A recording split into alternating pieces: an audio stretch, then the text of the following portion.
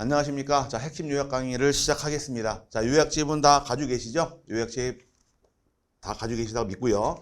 두께가 어떤가요? 기본서랑 비교해서 많이 얇아졌죠? 조건은 있습니다.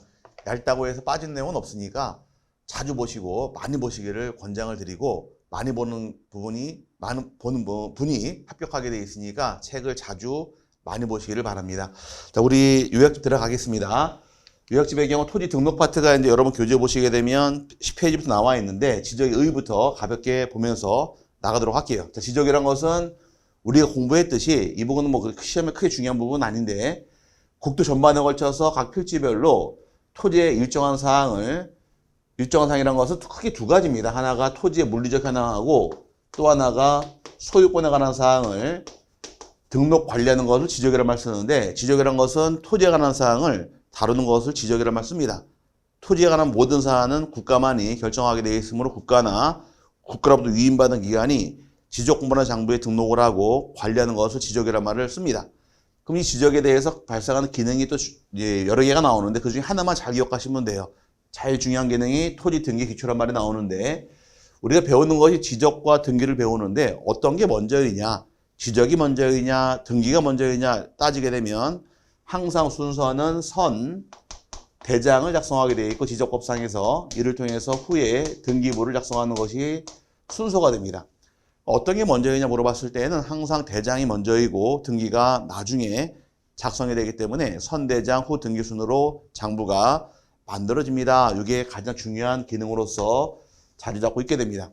요건 하나 기억하셔야 돼요. 뭐 기본 개념이니까 참고만 하시되, 항상 순서는 대장 후 등기 순으로 장부가 만들어지더라. 그래서 지적이 먼저이고 지적을 통해서 등기법이 나중에 만들어집니다. 이런 식으로 내용을 파악하길 바라고요. 이거 이외에도 뭐 세금 과세할 때 과세 기준이나 토지 평가의 기준, 거래 기준, 토지 이용계의 기초, 주소표 기준이 나오는데, 이거 뭐 가볍게 참고만 하시고 하나 중요한 기능 하나만 이해하시고 넘어가시기를 바랍니다. 항상 순서는 선대장 후 등기 순으로 장부가 만들어지더라. 하나 기억하고 넘어가시고요.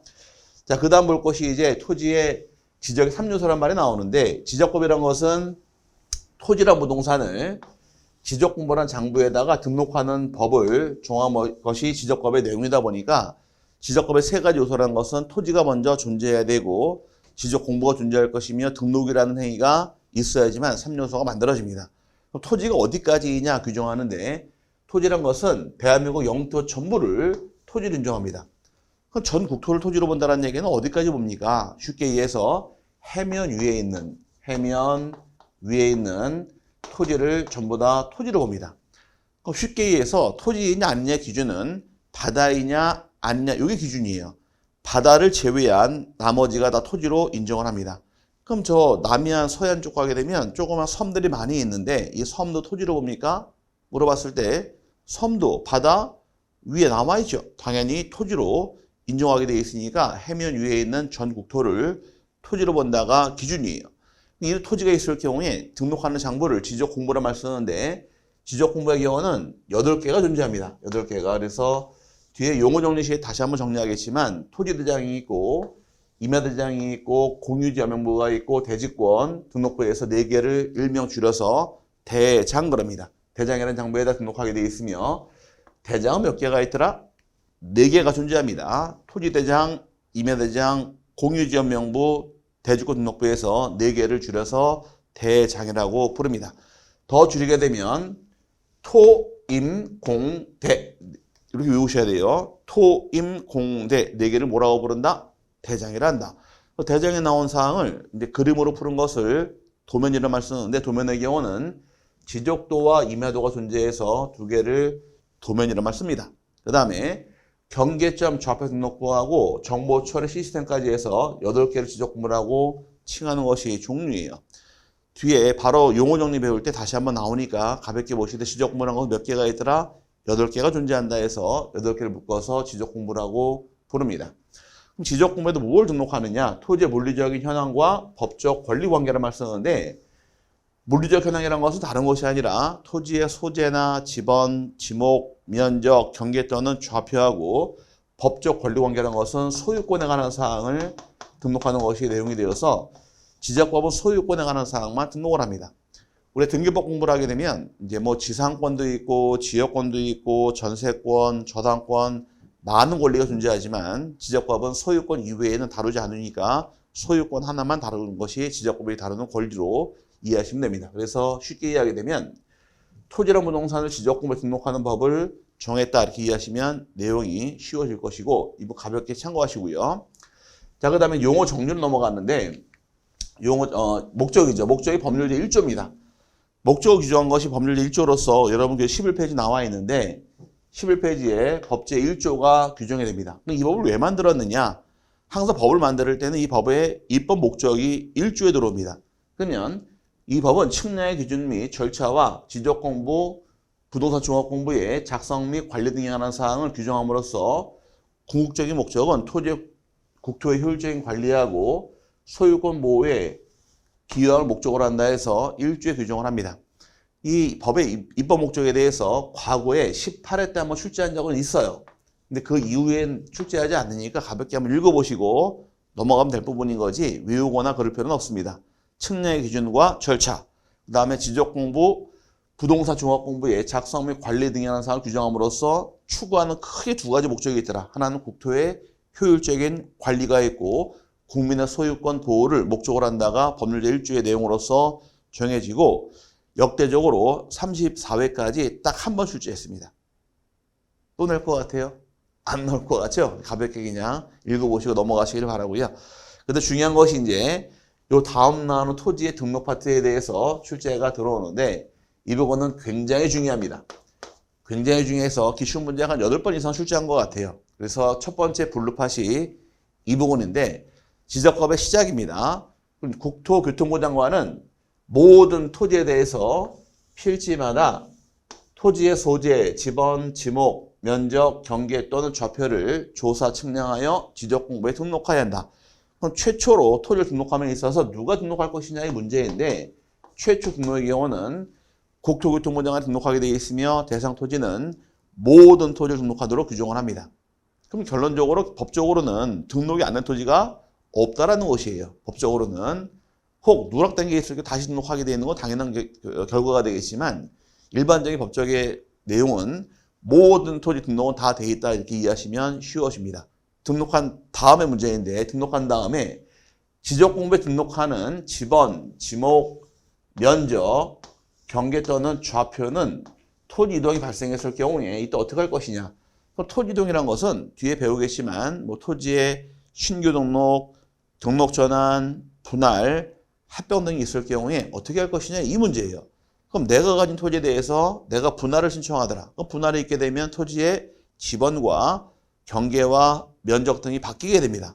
이런 사정이 발생했을 때에는 이때는 토지 소유자가 신청하게 되어 있습니다. 토지 소유자가 신청을 하게 되면 신청을 받은 지적소관청에서 결정하는 것이 일반적인 내용이 되겠지만 문제는 다만 이게 중요한 거예요. 다만 신청이 없을 당시에 어떻게 할 것이냐. 신청이 없으면은 지적소관청에서 직권으로 조사 측량하여 결정할 수 있다가 됩니다.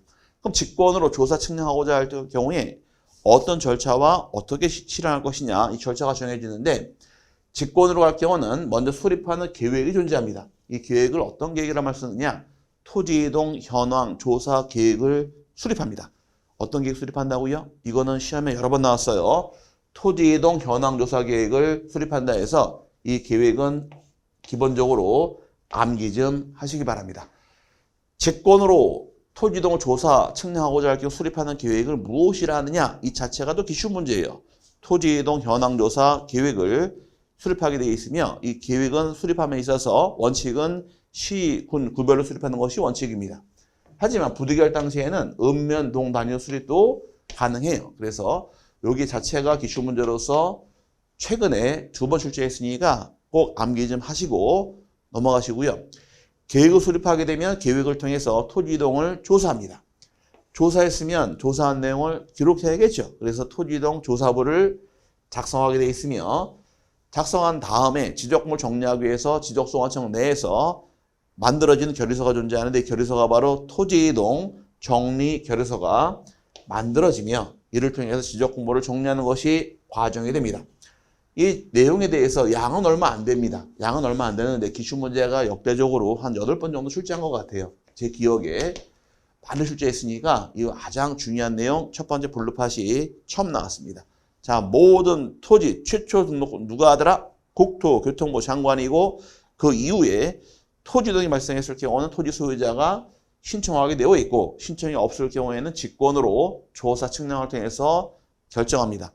이때 수립하는 계획을 무엇이라 하느냐? 토지 이동 현황 조사 계획을 수립함에 있어서 원칙은 시, 군, 구 단위로 수립하게 되어 있지만 예외적으로 읍면, 동수립도 가능하다 해서 세분하시면 충분할 것 같습니다. 이 부분 첫 번째 중요한 부분 정리했고요. 그 다음에 넘어가시게 되면 12페이지에 이제 지적법의 법률 주요 이념과 용어 정리 나오는데 법률 이념은 한번 가볍게 보시고 이제 설명을 드리겠지만 가볍게 보시고 용어 정리 쪽으로 정리하시면 될 것 같아요. 자, 지적법의 기본 이념이 5개 이념이 5대 이념이라는 말 사용을 하는데 지적에 관한 사항은 누가 결정하느냐? 토지의 소재, 지번, 지목, 면적, 경계 또는 좌표는 오로지 국가만이 결정한다 해서 지적 국정주의가 적용이 됩니다. 모든 사항은 누가 정한다? 국가가 정한다. 국정주의예요. 만약에 토지 소유자 당신이 당신 토지에 대해서 뭐 지목 결정해라라고 권한 주게 되면 여러분 토지에 대해서 여러분이 지목 결정해라라고 얘기를 하면 뭐로 결정하실래요? 그렇죠. 다 대로 갑니다. 왜? 땅값이 비싸니까. 이런 걸 방지하기 위해서 국가가 정할 수밖에 없는 거예요. 정한 사항을 어떻게 하느냐? 지적공부에 등록해라가 지적 형식주의, 또 다른 말로 지적 등록주의라는 말 사용하는데 우리나라의 경우는 기본적으로 등기법을 취하는 등기법이든 지적법이든 기본적으로 등록주의 또는 등기주의를 채택을 합니다. 물권 변동 등기해라. 토지에 관한 사항도 등록해라 해서 등록하는 행위를 줄여서 형식주의라는 말을 사용을 해요. 그래서 형식이란 것은 등기 등록하는 행위를 형식이라고 따지게 되어 있고 등록하는 사항은 어떻게 해야 될까요? 공시법은 공개하는 법이니까 일반인들에게 공개해라. 공개주의가 적용이 됩니다. 그래서 국정주의, 형식주의, 공개주의를 줄여서 3대 이념이라는 말을 사용을 합니다. 그 다음에 실질적 심사주의하고 직권 등록주의까지 해서 5개가 정해지는데 이 5가지 합쳐서 5대 이념이라고 불러요. 기본적으로 용어만 정리하시면 돼요. 중요한 건 아니니까. 국가만이 결정하더라 국정주의, 국가가 정한 사항을 등록해라 형식주의, 일반인이 알 수 있도록 공개해라 공개주의, 실질적 심사주의하고 직권 등록주의까지 해서 5가지를 5대 이념이라고 부르는데 예전에 아주 예전에 역사적으로 1회 시험에서 이게 나왔어요. 지적 3대 이념이 아닌 것은 해서 출제한 적이 있는데 지금은 나올 게 아니니까 가볍게 용어 정리만 하고 넘어가시면 될 것 같습니다.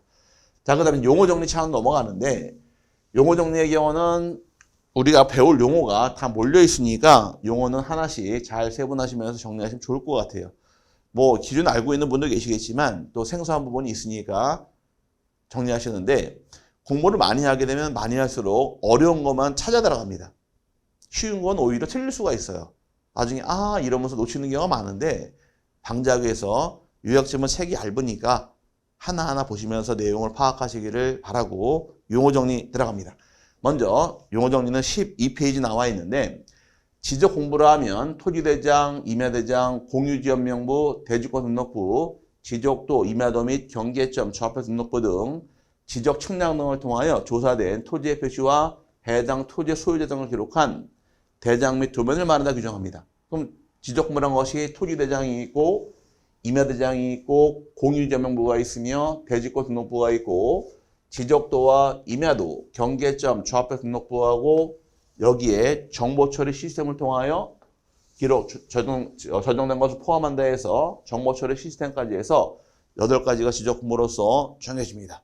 근데 외울 필요는 없습니다. 뒤에 가서 등록사항 배울 때 하나씩 다 정리 들어가니까 외우지 않으셔도 되고 가볍게 그냥 한번 읽어보면 되고요. 또 지적 공부는 아니지만 또 우리 지적법상 내용에 포함되는 것이 연속 지적도하고 부동산 종합 공부라는 것이 나오는데 연속 지적도의 경우는 출제가 26개 한번 출제한 적이 있어요. 연속 지적도라는 것은 지적 측량을 하지 아니하고 전산된 지적도 및 임야도를 파일을 이용하여 도면상 경계점들을 연결하여 작성한 도면으로서 측량이 활용할 수 없는 도면을 말한다 규정합니다. 지적도를 다 모아놓은 거예요. 쉽게 얘기해서 한 지역 같은 경우에 지적도 여러 장이 있습니다. 예를 들어 노원구 상계동일 경우는 상계동의 지적도 여러 장이 있는데 이 여러 장을 한꺼 모아놓은 겁니다. 연속해서 모아놓은 지적도인데 중요한 것은 이게 중요한 말입니다. 측량에 활용할 수 없는 도면을 말한다 해서 토지 경계가 어떻게 만들어지는지 한꺼번에 모아놓은 장부고 작게 축소가 들어가니까 작게 만들어요. 그래서 모아놓으면 작아질 수밖에 없겠죠. 그래서 측량에 활용할 수 없고 그냥 경계를 확인하기 위해서 만든 도면이 바로 연속 지적도인데 중요한 것은 측량에 활용할 수 있다 없다.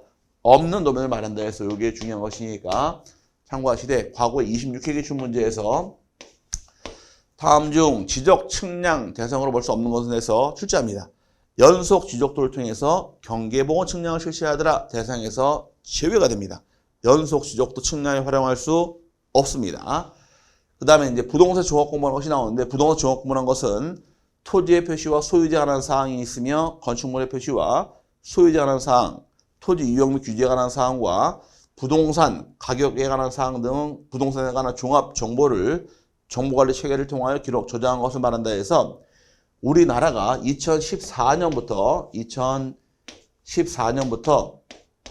작성 시작한 것이 부동산 종합 공부인데 이 장부에는 토지에 관한 사항, 건물에 관한 사항, 토지 유형 및 규제, 부동산 가격까지 모든 사항을 다 담고 있는 장부를 무엇이라고 부르느냐? 부동산 종합 공부라고 불러요.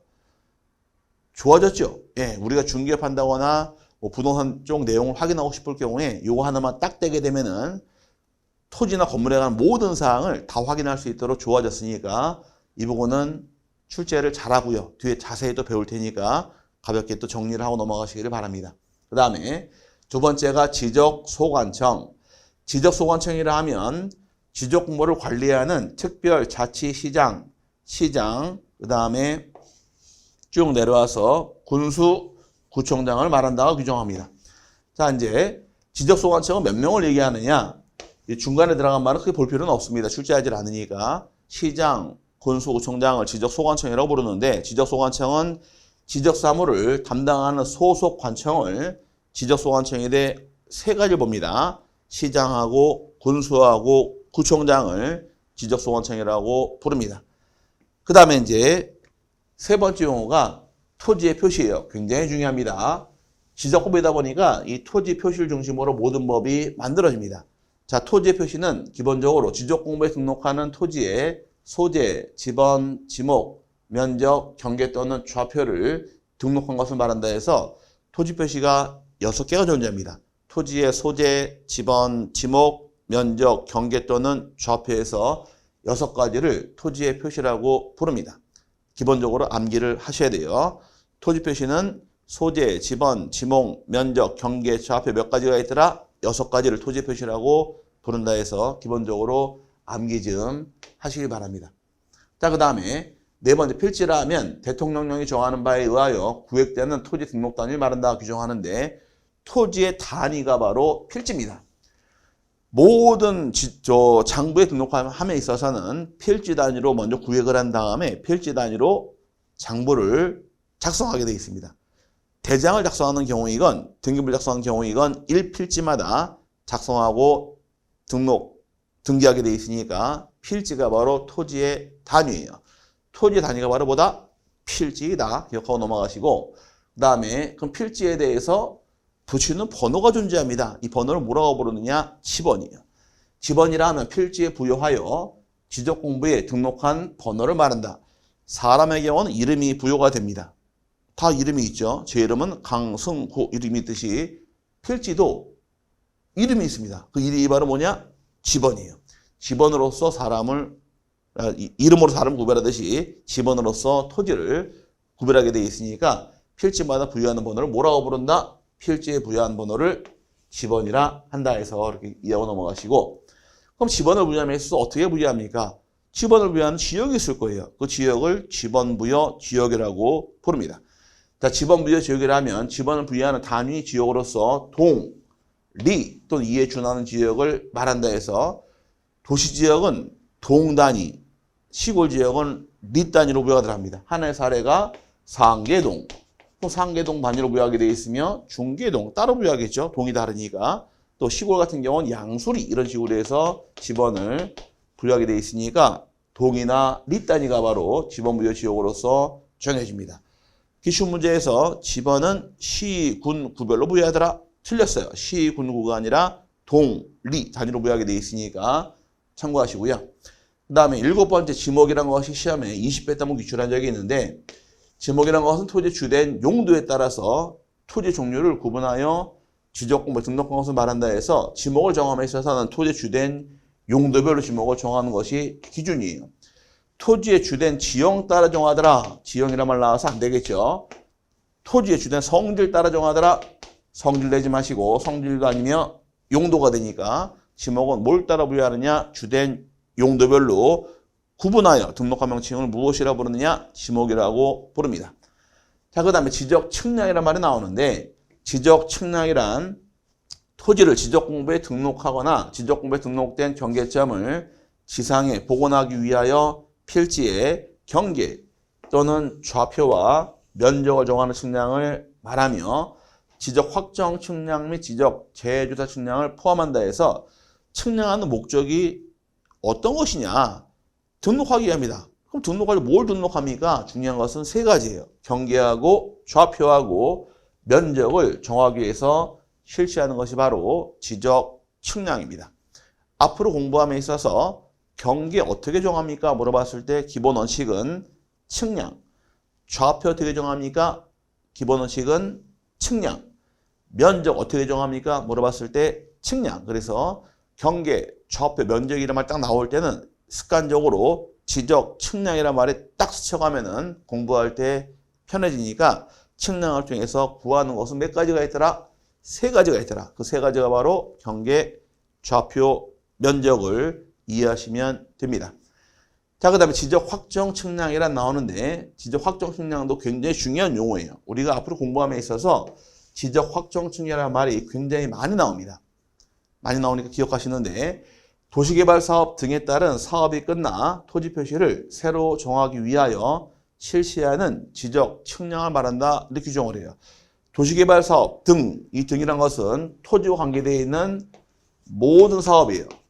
모든 사업을 통해서 사업이 실시가 되는 경우에 토지의 형상, 위치, 용도, 면적이 다 바뀌어버립니다.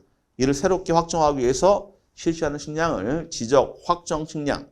지적 확정 측량의 말 딱 나올 때는 도시개발 사업 등 이 말을 스쳐가면은 공부가 되는 것이니까 앞으로 굉장히 많이 나오니까 참고하셔야 돼요. 지적 확정 측량 그러면 스쳐갈 말은 도시개발 사업 등 딱 잡아놓으시면 앞으로 공부함에 있어서 지적 확정 측량이라는 말이 여러 번 나오니까 활용할 수가 있게 됩니다. 그 다음에 이 지적 확정 측량 이외에도 지적 재조사 측량이라는 말이 나오는데 지적 재조사 측량은 우리나라가 2014년부터 지적을 재조사가 들어갑니다. 그럼 지적 재조사 측량이라는 것은 뭘 의미하느냐? 다음 용어죠. 지적 재조사에 관한 특별법에 따른 지적 재조사 사업에 따라 토지의 표시를 새로 정하기 위하여 실시하는 지적 측량을 말한다 해서 지적을 재조사합니다. 왜? 지적 공부랑 토지가 맞지 않는 게 너무 많아요. 실제 토지하고 지적 공부가 불일치가 너무 많더라. 우리나라에. 이 많은 땅을 뭐라고 부르느냐? 불부합지라고 했습니다. 불부합지를 해소하기 위해서 실시하는 것이 바로 지적 재조사입니다. 재조사를 통해서 맞춰놓는 거예요. 그러면 불부합지 나오면 어떻습니까? 불부합지 나왔을 때 어떤 문제가 발생합니까? 불부합지가 발생했을 경우는 내 땅이 아무리 좋은 땅 대라 할지라도 건축허가가 안 나옵니다. 그럼 토지 소유자가 피해를 많이 봐요. 불부합지 판정 떨어지게 되면 지적 공부랑 실제 맞지 않더라. 이게 무슨 땅? 불부합지. 이 불부합지의 경우는 건축허가 자체가 안 나옵니다. 토지 거래도 쉽지 않아요. 확정이 안 되는 땅을 누가 삽니까? 그렇죠? 그러다 보니 이를 해소하기 위해서 2014년부터 우리나라가 실시한 사업이 지적 재조사 사업을 실시하게 됐고 이 사업을 통해서 측량하는 것을 지적 재조사 측량이라고 부르는 겁니다. 그게 어려운 말은 아니죠.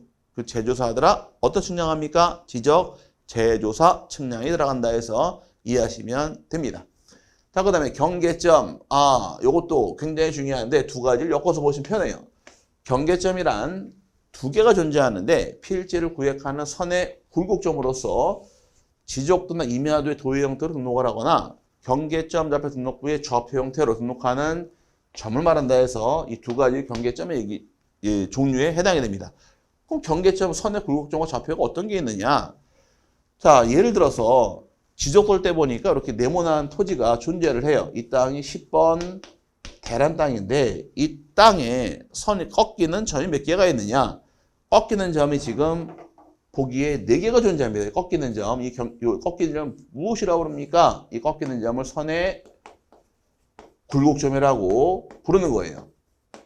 그럼 선의 굴곡점이 뭔지 이해하셨죠? 그 다음에 또 이 토지에 대해서 XY 그래프 그린 다음에 좌표를 찍어라. 그럼 몇 개 찍으면 이 땅이 만들어지느냐? 좌표는 4개만 찍으면 이 땅에 대해서 모양새가 만들어집니다. 그럼 XY 좌표 이것도 뭐로 보느냐? 좌표도 경계점으로 보겠다가 뜻이에요. 그럼 경계점은 종류가 몇 개가 있느냐? 2개가 존재합니다. 선의 굴곡점하고 또 하나가 좌표가 존재합니다. 그럼 만든 이유가 무엇일까? 만든 목적은 경계를 만들기 위해서 경계점을 미리 설정해 들어갑니다. 그럼 경계를 하면 법에 나온 용어 정의가 필지별로 경계점 간을 직선으로 연결하여 지적목 등록한 선을 말한다 규정해요. 그럼 경계점이 2가지의 종류 있죠. 선의 굴곡점이 있고 좌표가 있는데 이 선의 굴곡점을 4개 연결했을 때 만드는 이 선이 바로 무엇이냐? 이게 바로 경계다예요. 경계이고 그 다음에 좌표도 경계점입니다. 그 좌표 4개를 연결했을 때 만들어진 선이 바로 이게 바로 뭐가 되느냐? 경계가 되는 거예요. 그러면 결론적으로 용어가 타고 넘어가네요. 경계는 뭘 연결하면 경계가 됩니까? 경계란 것은 경계점을 연결하면 경계가 만들어지는 것이고 경계점이라고 칭하는 것은 2가지가 있더라. 하나가 선의 굴곡점, 또 하나가 좌표가 있다 해서 엮어 놓으시면 용어가 같이 묻어가는 부분이 있으니까 같이 하고 넘어가시기를 바라고요. 자, 그 다음 11번째가 면적입니다. 면적이라 하면 지적공부에 등록한 필지의 수평면상 넓이를 면적이라 말씀입니다. 면적은 언제나 수평면상 넓이를 면적으로 따지는 것이 기준이에요. 우리나라 지적 자체가 2차원 지적을 실시하다 보니까 등록은 항상 수평으로 등록하게 되어 있고 입체, 경사란 말 쓸 수 없습니다. 언제나 무슨 면적이냐? 수평면상 넓이를 면적이라고 부른다. 기억하고 넘어가시기를 바라고요. 12번째가 토지의 이동. 자, 이동할 이자 무슨 이자이냐? 한자로 달을 이자 씁니다. 달을 이자. 그럼 이 토지가 실제로 움직이는 걸 얘기하는 것이 아니라 토지에 무엇인가가 달라지는 걸 얘기하는 거예요. 움직이는 게 아니라. 그럼 토지이동이라는 얘기는 이자 한자 달을 이자 쓰는데 달라지더라. 뭐가 달라지느냐? 토지의 표시를 새로 정하거나 변경 또는 말소하는 것을 말한다 규정합니다.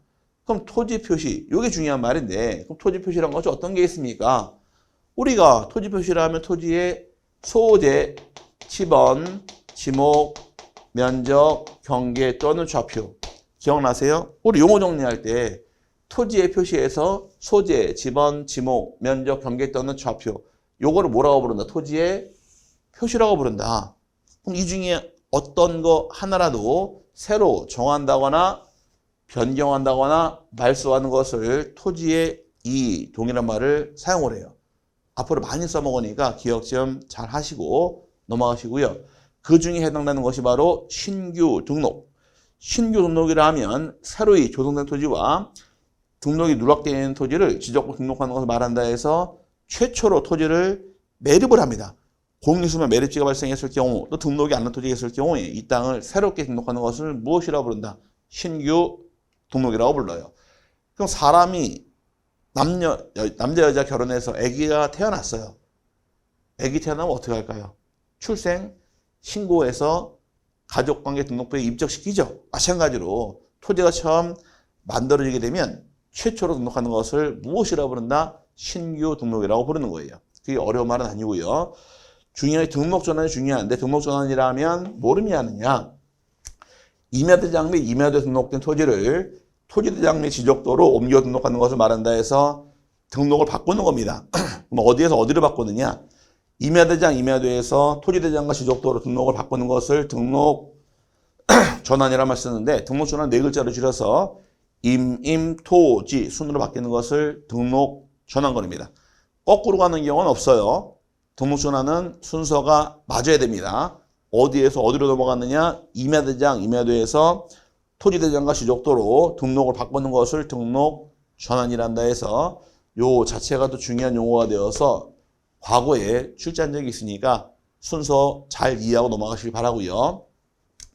자, 그 다음에 15번째 용어가 분할이 나옵니다. 분할이라 하면 지적공부에 등록된 하나의 필지를 두 필지 이상으로 나누어 등록하는 걸 말한다 해서 말 그대로 토지를 나누는 것을 무엇이라고 부르느냐? 분할 그래요. 어렵지 않죠? 그 다음에 합병이라는 것은 합치는 것이니까 지적공부에 등록된 두 필지 이상을 하나의 필지로 합하여서 등록하는 것을 말한다 해서 나눌 때 분할, 합칠 때 합병하면 크게 어렵지 않고요. 그 다음에 지목 변경이 17번째인데 지적공부에 등록된 지목을 다른 지목으로 바꾸어 등록하는 것을 말한다 해서 지목이 바뀌는 것을 지목 변경이라는 말을 사용을 합니다. 그 다음에 마지막 용어 축척 변경 자체로 18회 때 기출합니다. 번호가 18번이나 18회 때 한번 나온 적이 있었는데 자, 축척 변경이라 하면 지적도에 등록된 경계점의 정밀도를 빼기 위하여 작은 축척을 큰 축척으로 변경하여 등록하는 것을 말한다 해서 축척 변경 대상 도면이 어떤 것이냐? 지적도만 대상으로 축척을 변경합니다. 여기 절대 임야도란 말이 들어와서는 안 됩니다. 안 되고 지적도에 대해서 축척을 작은 거에서 큰 거로 바꾸는 것을 축척 변경이며 대상 도면은 뭐로 한정하더라? 지적도로 한정하게 되어 있으며 임야도로만 나와서 안 되니까 꼭 주의해서 정리를 하시기 바랍니다. 자, 용어 정리가 이제 끝났고 용어 정리 앞으로 배울 용어 쭉 몰려 있으니까 한번 쭉 읽어보시면서 내용을 파악하시면 이제 편해질 겁니다. 용어 정리가 20회 때까지는 출제를 하고 그 이후에는 잘 내지 않고 있지만 그래도 우리 공부하면서 법률 용어는 기본적으로 알아야 되니까 한번 정리하고 넘어가시기를 바라고요. 자, 그 다음에 이제 14페이지 넘어가시게 되면 이제 토지에 등록해서 먼저 필지란 것이 나와요. 필지란 것이 이제 토지 등록 단위다라고 설명드렸었는데 필지가 성립하기 위해서는 6가지 요건을 충족할 때 하나의 필지로 인정을 합니다. 몇 가지 요건? 6개 요건. 먼저 지번부여 지역이 동일해야 돼요. 이 말은 지번부여 지역, 다른 말로 동이나 리가 같을 때 하나의 필지로 인정을 합니다. 상계동, 중계동, 동이 다른 경우는 하나의 필지로 볼 수는 없어요. 그래서 동과 리가 동일할 것, 이거 첫 번째 요건이고 소유자 당연히 동일해야 됩니다. 그 다음에 용도, 다른 말로 지목이 동일할 걸 요하게 되어 있으며 그 다음에 집안도 연접돼 있어야 돼요. 토지가 붙어있을 하나의 필지인 거지 만약에 하나의 필지가 존재하고 있다가 도로가 뻥 뚫려버리면서 집안이 단절돼 버렸습니다. 이런 경우는 양쪽 땅을 하나의 필지로 볼 수는 없다 해서 집안도 연접이 돼 있을 때 하나의 필지로 보는 것이고 또 축척이 동일해야 할 것이며 등기여부 동일해야 돼요. 많이 함정에 빠지는 것이 여기입니다. 등기여부가 동일할 거 여기서 많이 함정에 빠지는데 그럼 이 말 뜻은 등기가 돼 있어야 한다, 돼 있지 않아야 한다? 등기가 돼 있어야 한다. 그 말 뜻이 아닙니다.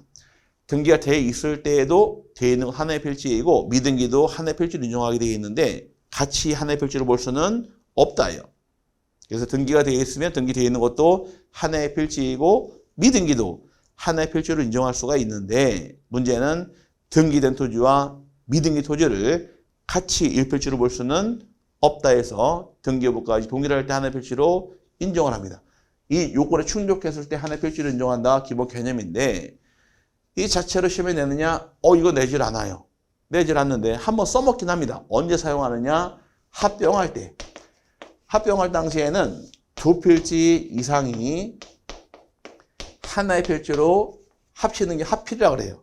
합병. 그럼 합병할 때는 이 필지가 될 수 있을 때 비로소 합병하는 겁니다.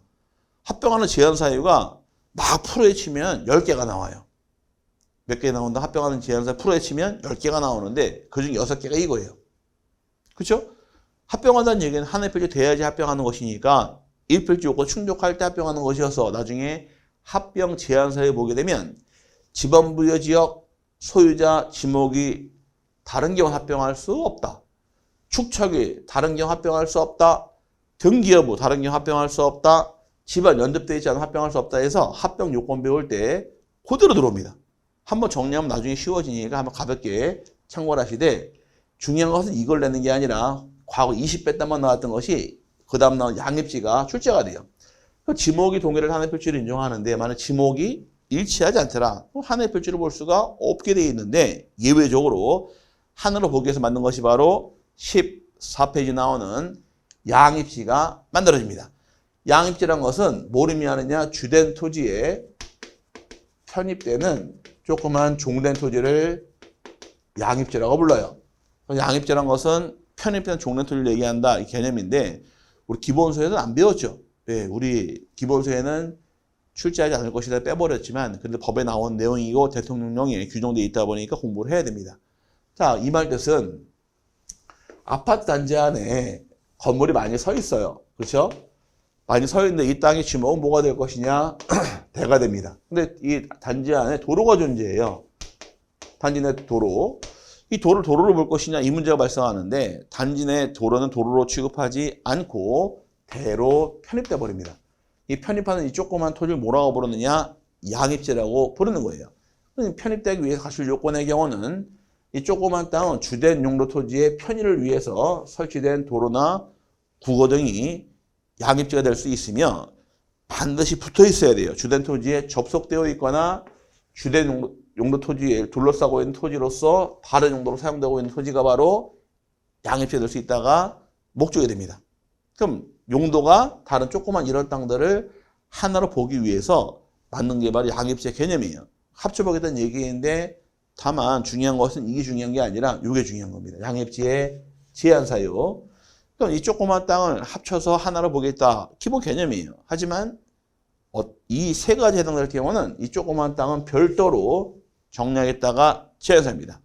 이 세 가지 걸리게 되면 아무리 조그만 땅이라 할지라도 별도의 지목이 부여가 되고 합칠 수는 없다요. 첫 번째 종된 토지 지목이 대인 경우는 양입할 수 없게 되어 있습니다. 대는 별도의 지목, 대를 분류하는데 대를 보는 경우가 지목이 나중에 공부하게 되면 세 개가 나옵니다. 하나가 과수원 안에 있는 주거용 토지, 그 다음에 목장용지 안에 있는 주거용 토지도 마찬가지이며 묘지 안에 건축물의 보지까지 해서 대를 본다 해서 과수원, 목장용지, 묘지 안에 있는 대는 대로 분류한다가 첫 번째 제한사유예요.